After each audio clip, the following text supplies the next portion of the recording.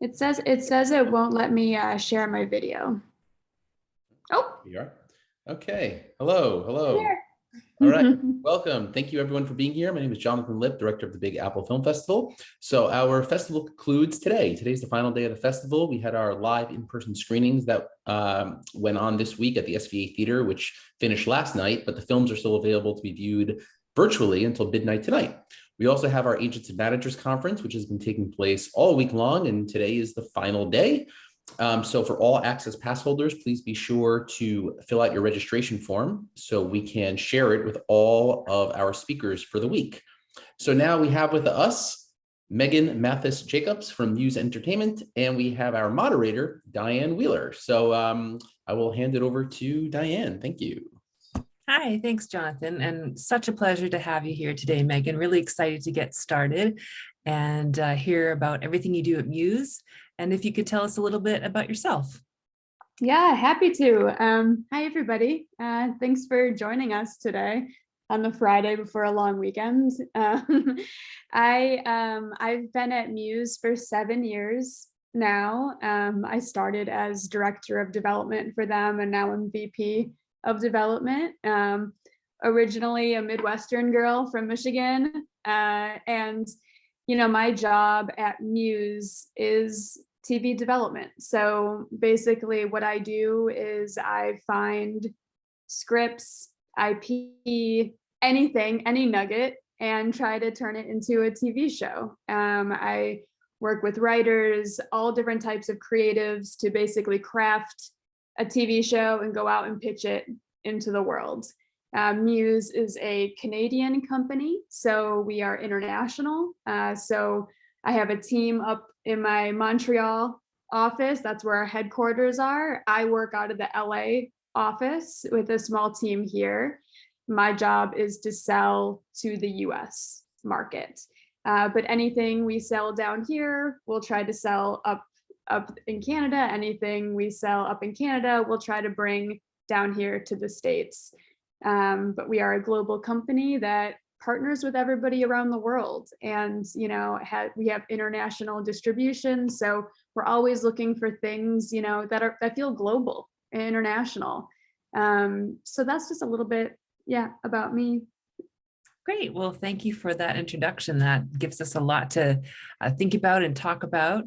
And the first question here is, how can I pitch my 3 TV projects for licensing? What would you do if you were me?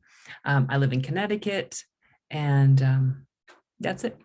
Yeah, I mean, I think, you know, with anybody trying to break in, you know, it's hard to, like, you know, you always get that we don't take unsolicited submissions, right? So the hardest part is finding representation. Ultimately, you know, I think all writers, you know, directors, it's finding representatives that can champion your voice, that can get it to people like me.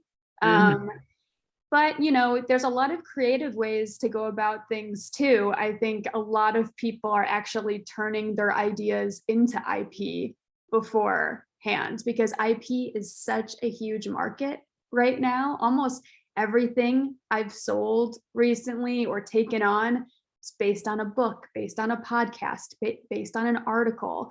So sometimes you can reverse engineer your idea. And I've had friends turn their stories into graphic novels, or they've, you know, self-published.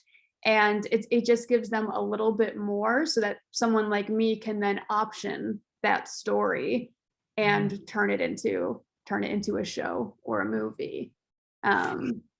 Yeah, I hope that answers that question. Right, because in that sense, the idea, the marketability, the viability has already been established in some, you know, area, so it's maybe more attractive in that way. Yeah, it's a very weird market right now because everybody has their own internal IP that they're pulling from. Obviously, we see the reboot culture that's happening. Right. So it makes my job even harder, you know, as someone who doesn't have, you know, those types of, you know, IP to pull from, and who is also like going up against that type of IP. So I kind of have to find things that are super splashy, super unique to compete in that marketplace. Okay. And any advice for a junior manager in a new lit department to develop relationships with you or just other producers? The boutique management company is known for their work with actors, but literary department is less than a year old and not quite yet known in that space.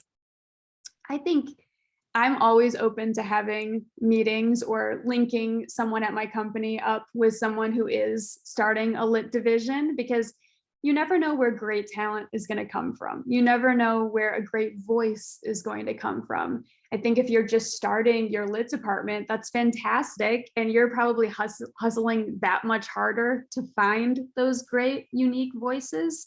So if you work at a management company, you can absolutely reach out and we can set up a time to talk. I think it's, if you already are building up those clients that you're excited about and you have people to talk about, then I think we can, have business to talk about. Okay. And I optioned a New York Times bestseller that I want to direct as a movie and do as a spin-off TV series.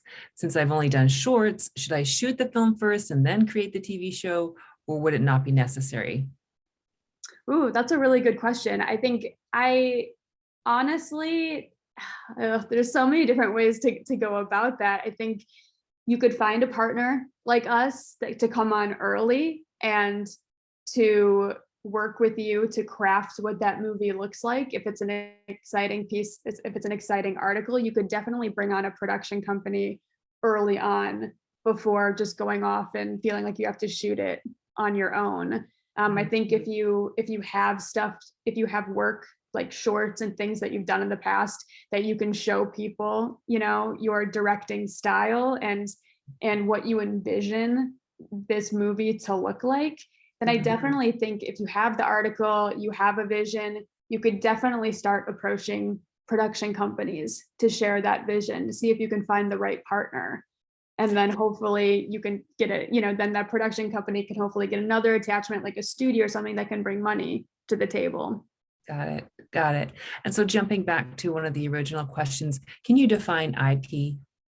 Oh, yeah, sure. So intellectual property, basically it's anything that is, I guess it's a jumble of things now. I would say it's things that are in another form that are a story. So when I say IP, I mean books, I mean graphic novels, I mean podcasts, articles, things that have kind of been published in another form that have built an audience around it, people who have seen it, people who have noticed it. It could even be a YouTube video. Anything that's kind of been already out there in the world that we can then option and expand upon to turn it into a TV show or movie. Okay, great. And how well do interactive web-based decks do against the more common PDFs or Word docs? Something more visual? Do industry members see it as too much, or could it show a good belief in the project from those who are pitching? I think lately, the more visual you can be, the better. The more, because I'm pitching over Zoom now, so I'm not in person. So I actually have more at my fingertips to be able to present something. I can present, if for a project we're going out with pitching in the next week, we actually created a website. We created a visual deck. So as the writer is pitching, we can change the pictures. So it gives just like a visual forum of just adds a little something to, so that people don't have to use their imagination fully. And it helps us be able to pinpoint the things that we want them to pay attention to. So it's tricky because I do think Zoom fatigue is very real. So it's actually we've had to shorten our pitch time because people just don't have, the attention span as like a million and one things going on in their house. But yes, it's I think the more things that you can present visually, the better today. Okay. And what genres are you most interested in for TV? What are the favorite shows that you watch right now? Oh boy, my favorite thing to talk about. I I think for us at Muse, I'll start with our movies. Our movie buckets are, which when we do movies for streaming channels, we do movies for cable. We don't do theatrical releases. So those buckets for us are rom-com, mystery / thriller, and holiday. So those are kind of our buckets for the movie side. And then we kind of use those genres and think like, okay, how can we elevate that and expand that for series? So a lot of the things that we do look for romance, we look for soaps, we look for interesting family stories. The Muse kind of spiel is we want to change the world for the better. We want to put things out into the world that might open people's eyes to something new. We like fresh perspectives. We like points of views that we just never get to see. So, inclusivity, social relevance, those are all things that we gravitate towards. We kind of like to hide the medicine and the sugar a little bit. We want you to learn something, but you're being entertained, so you don't really know that you're learning something, but you might be, opening your eyes to a different perspective along the way. I'm really proud to say that we have a show coming out on Apple, July 22nd, that is called Best Foot Forward. And that's a kids show that is about a young boy who is going from homeschool to public middle school for the first time. But his POV is that he has a limb difference. So he wears a prosthetic leg. And the show isn't about his leg. The show is a coming of age story. It's about a young boy and going through all of these firsts, but with this POV, it's just a little bit different. And the world is going to treat him differently because of his disability. So we're not going to shy away from real stories. And the real story of this family who his mom has tried to kind of keep them in this homeschool safety bubble, him and his siblings, and now they're just all bursting out of it. And so we're really proud of that project. We hired a lot of people in front of the camera and behind the camera who have disabilities. Half of the writers' room were people with disabilities. And so we really like to champion communities, underserved communities. And I think what also gives me passion is just being able to have every kid see themselves on TV. It's just so powerful, and representation matters. It makes them feel like they matter and they're seen. Yeah. And what are your thoughts on pitch decks? Oh, pitch decks. Always need a pitch deck. Always need a pitch deck. You can create it yourself. A lot of times we create pitch decks with our creative. We even hire, graphic artists, hire out a lot of times to help us create a pitch deck. Again, like it's being able to show visuals with the writing or with the pitch. And I think it allows people to understand the tone. It allows people to understand, the visual style that you're going for. And the more you can differentiate yourself and, from the market and from other shows that are out there, the better. Okay, I have an anthology feature script based off of an IP that has been well received, web series.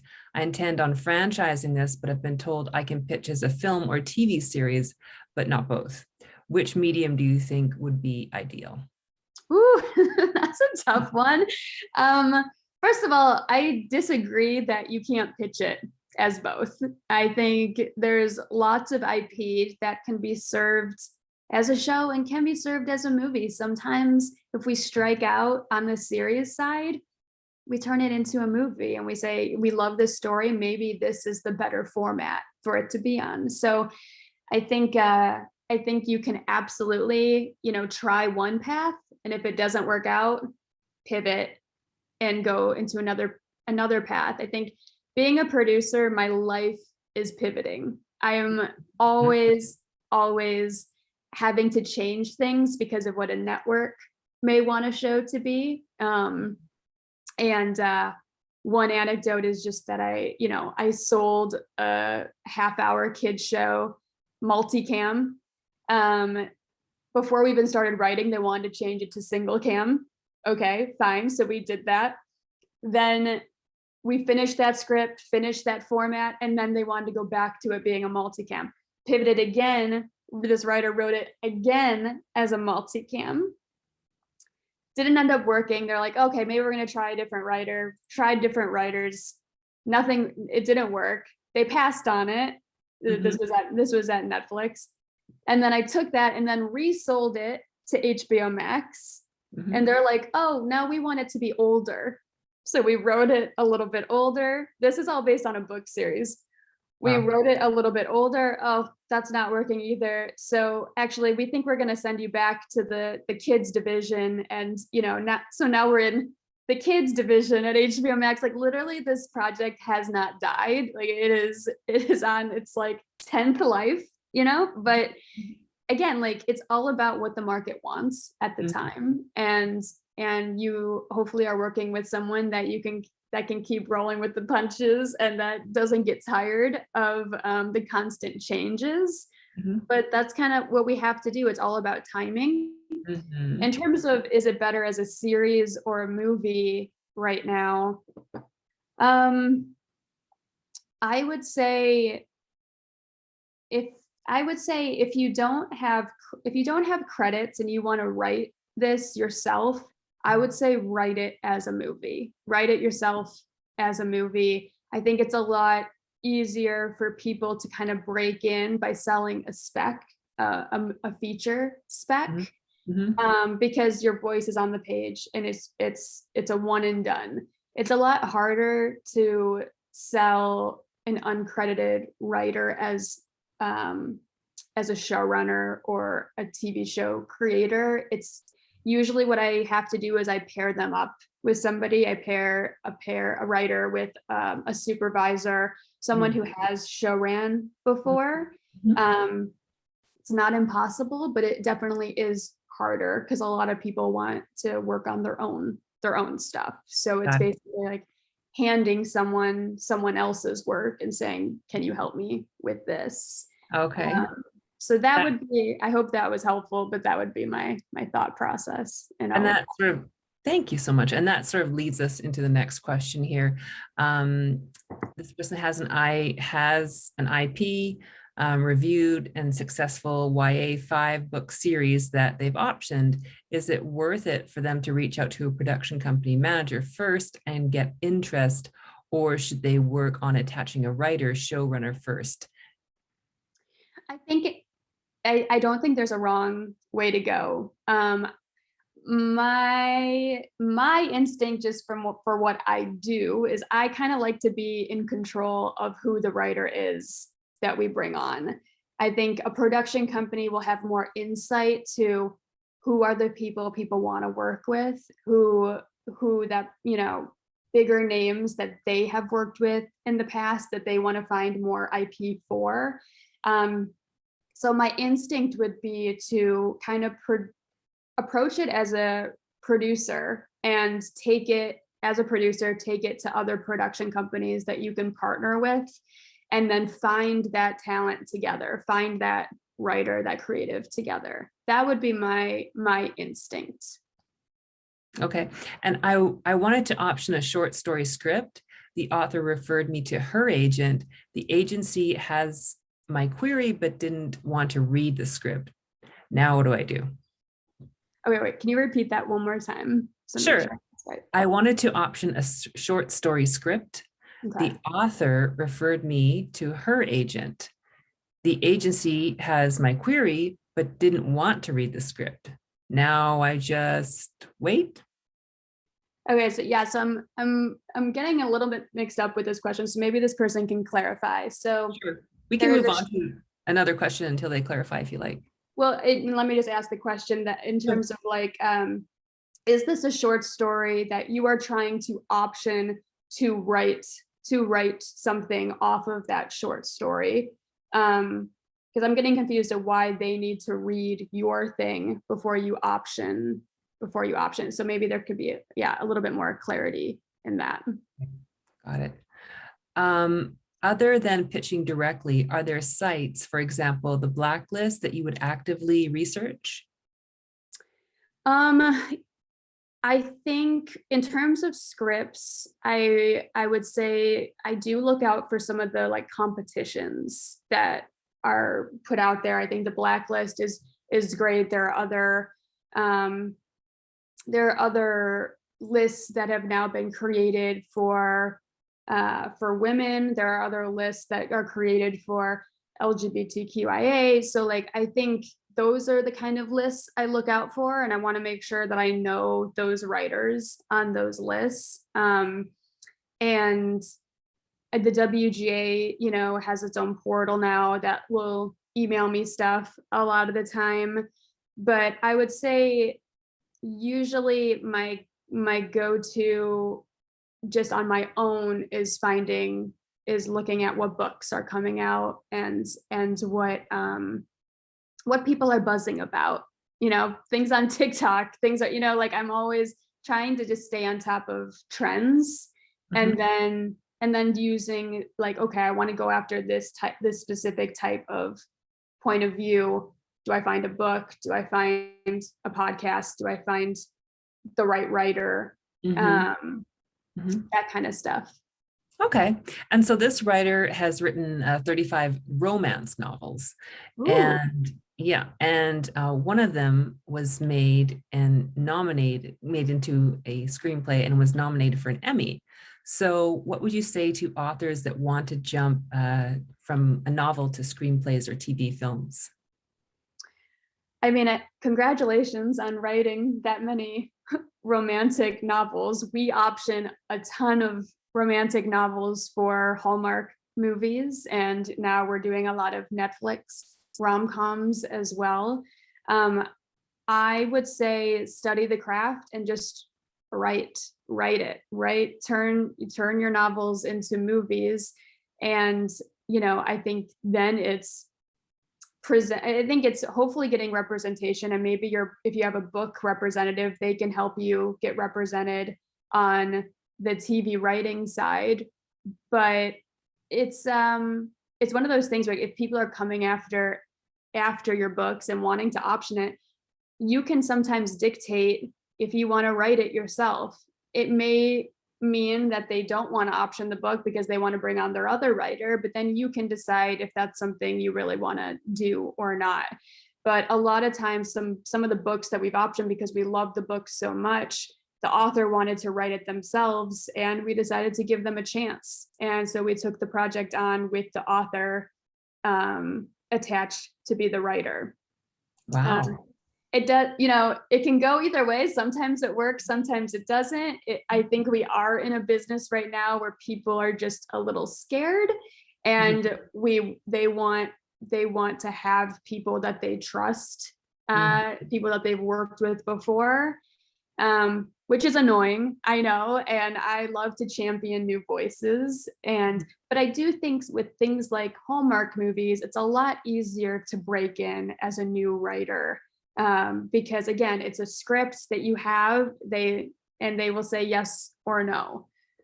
So I would say just start writing, you know, study rom-coms, if it is rom-coms or whatever genre, study the scripts of ones that you've loved in the past, and just use that and just start writing. That's the best way to go about it. And again, that segues into this question. And jumping back to your comments on inclusion, how did the diverse writers get in the writer's room? This particular writer has won at film festivals and incorporated production company, but they don't have a referral yet to get their foot in the door because they just don't know anybody. So do you have any suggestions on how they can have their voice heard? You know, it's funny, I actually worked at a management company before. It was one of my first jobs, and I actually got tons of query letters, and it's definitely a shot in the dark, but I really respect people who find emails, find the companies they want to represent them or they want to work with, and just send a cold email. I think if you've won competitions, if you've already started to build a little bit of, a resume for yourself, I think that goes a long way to representatives. And especially if you're diverse right now, it's just everyone wants to champion those voices right now. It's needed, and we need to be grooming people from the ground up so that they can get to be that showrunner level. So I think it's a really great time to just be putting yourself out there and telling people your background, telling people what you're passionate about. I always want to know, like, what are the stories you are telling from an authentic place? Like, I always think, like, no matter who you are, no matter what your background is, write a story that really resonates with you. It could be about anxiety, it could be about depression, it could be about, your relationship with your mother. Like, it could be anything, but whenever I read something that truly feels like from the heart, like I could tell that this writer has experienced this, those are projects I take on. Like, those are projects that deserve to be heard. And I think when people buy things, they want to know that it's coming from an authentic place. They want to know that the writer has this history, this background, and is the only person in the world who can tell this story. Mhm. So, I think the more you network, the more you get people to read your stuff, the more you get people and the more you just hustle and send cold emails, really highlighting who you are, all your accolades. Like, you'd be surprised who can reach out. Sometimes we do, sometimes I get query letters still to this day, all the time. Sometimes, I will read all of them. I just may not be able to reply to all of them. But I think sometimes you just never know. If you hit on the right day, you hit the right person, you can get an email back. Okay. And okay. Let's see. Are short stories published in magazines that are 70 years or older considered in the public domain? That I do not know. I'm not totally sure when things go in the public domain. So that would be research you'd have to do. So I'm not totally sure, but what I will say is it doesn't matter how old a project is. I think even myself we get wrapped up on, like, what's the new thing? What's the New York Times bestseller? And I think I should actually be looking in, like, older catalogs. I should actually be looking for things that had a following forever ago instead of trying to anticipate what's going to hit right now. Right. Yeah. And yeah. Okay. And as a writer-director who has won grants to produce original shorts, should submissions to agencies include these in the forefront of a bio or focus on the new projects that they're working on? I think I would put it at the forefront. Yes, I would put it at the top, the things that you have done, the things that you've gotten money to do, the things that show your work. And then at the end, be like, and these are the things that I want to do next. These are the things that, excite me, that I'm excited to share with you. Okay. And approximately how many clients would you take on each year? Tricky. So I think there was a little bit of confusion in terms of, like, where I landed on the page on the festival site. So I am not a representative. I don't represent clients. I I'm not a manager, I'm not an agent. I am a development executive. So what I do is I take on projects. So if you're asking me how many projects I take on in a year, I would say, I don't know, I would say maybe 20. And that really just depends on how fast the projects move. Some projects I've been working on for 3 years, they're still on my slate, still still moving along. And I've optioned the same book 3 times, which is 3 years or more.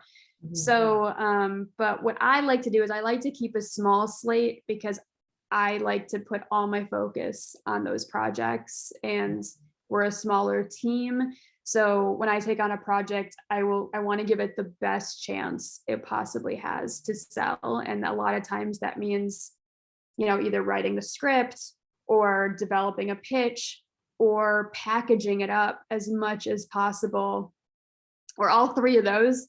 We always think like, okay, should we bring on an actor? Should we bring on a director? Once we have a script or once we have a pitch, what's going to make it extra sparkly and exciting for the buyers?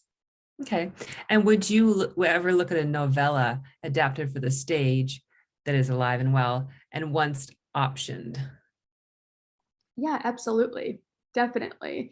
I mean, I think I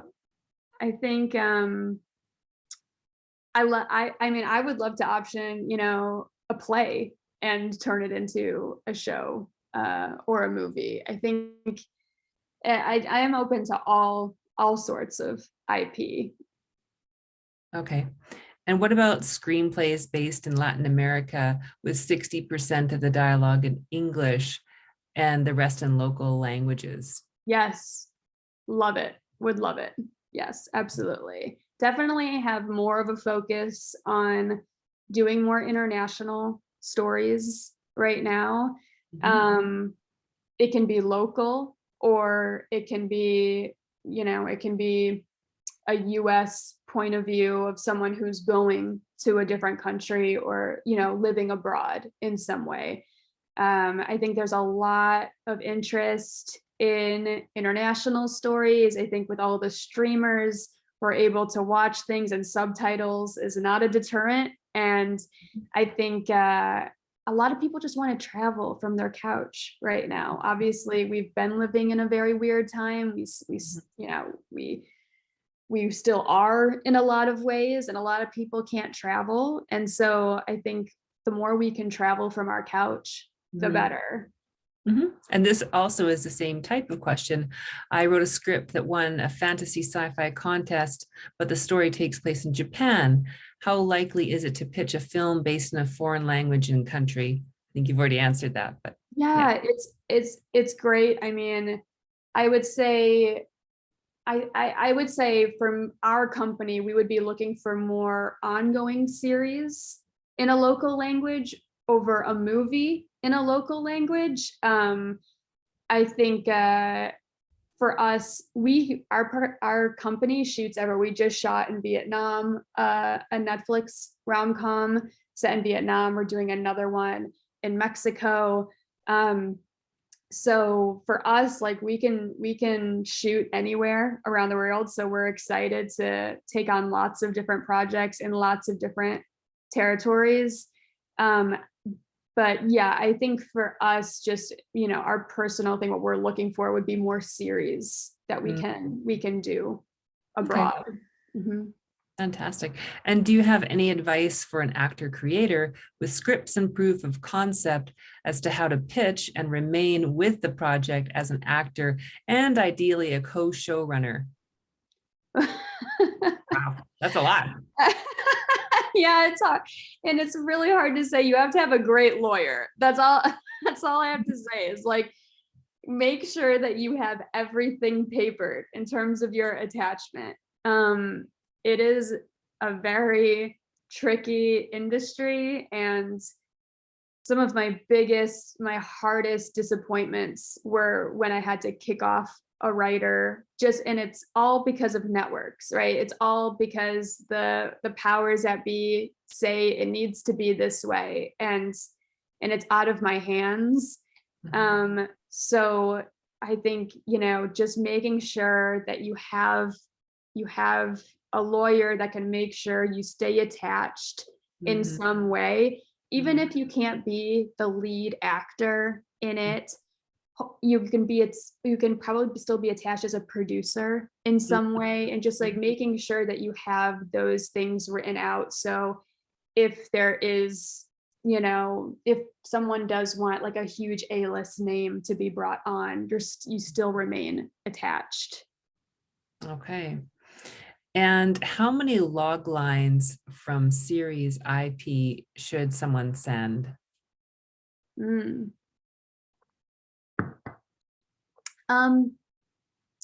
I think 3 is probably the most I would ever. I think anything more than that feels like overkill, and like you don't want to lose somebody's attention. So I would say 3 is a good number and the max that I would do. Okay. And is there a budget that is in your comfort zone for your film projects? We're a little all over the place. I think we're hoping to get into a higher budget range, but lately we've kind of been anywhere from like 2 to 5, I would say, million. I think around 5 is very comfortable for us, but we're hoping that we can eventually get into those higher tiers and we can get closer to 10 or more.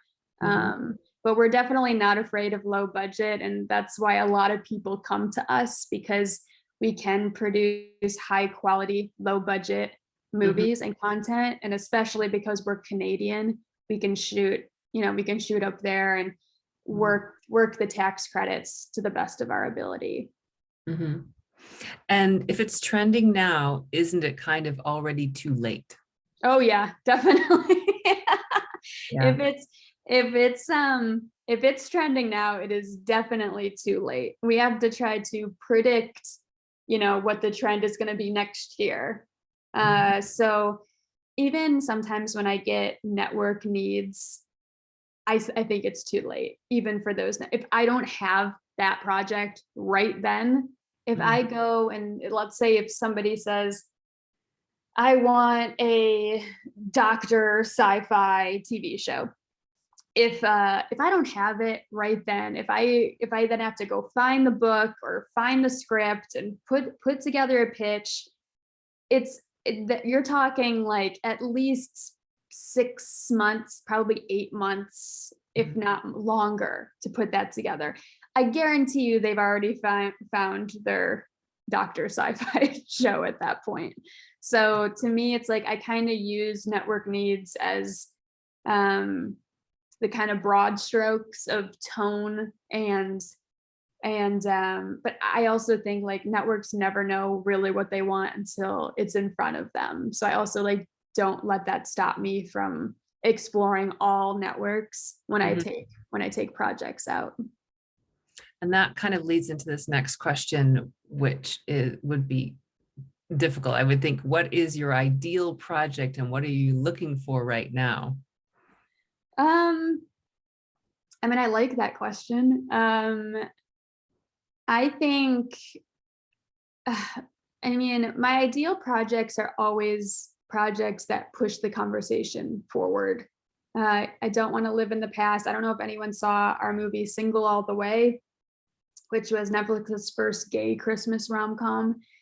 And it wasn't a coming out story. It was just a gay romance. You could have swapped out any of the characters with a woman. It would have been exactly the same. It was a family story, and just romance at the center. It didn't matter, who the romance was with. So I think like that's what we want. We want to, normalize, what people have been too scared to show for the longest time.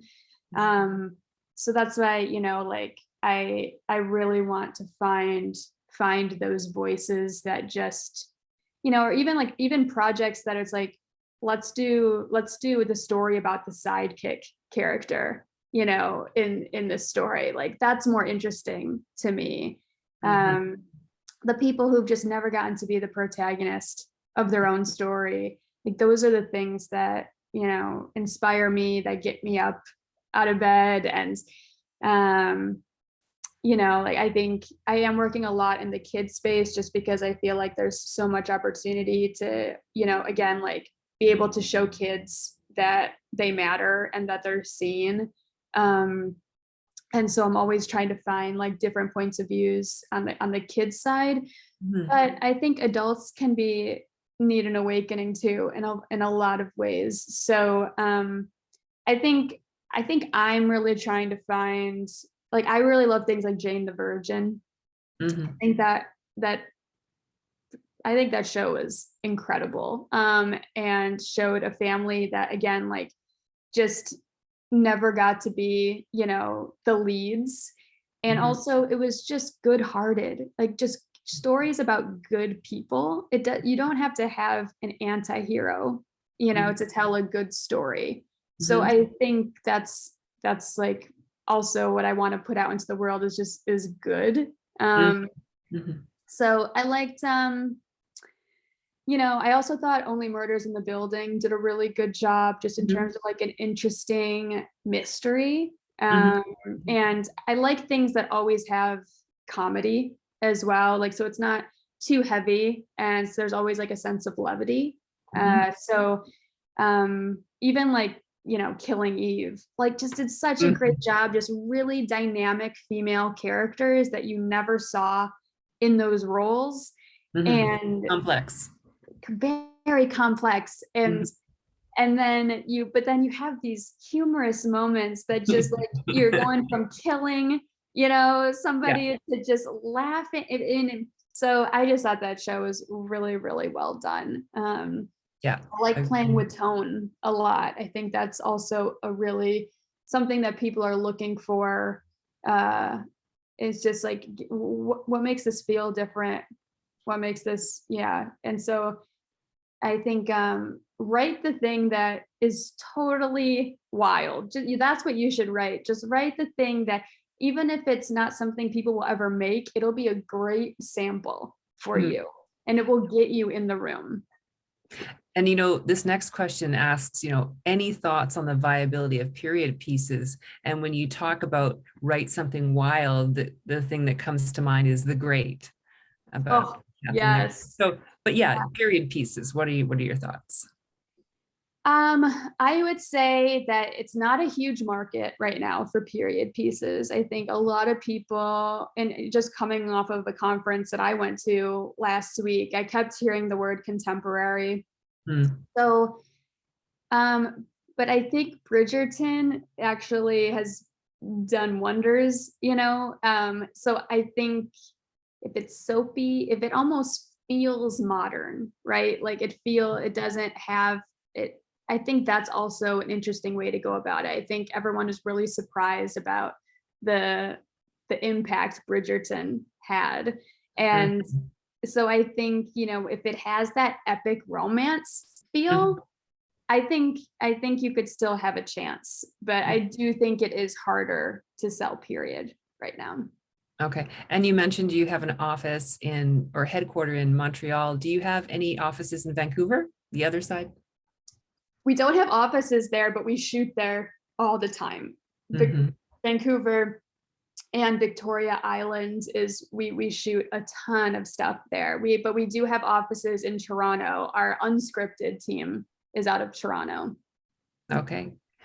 A screenwriter. Oh, actually, we have 1 minute left. So if you could share any parting advice on how writers can get in front of producers, or how they can build relationships with producers, anything like that.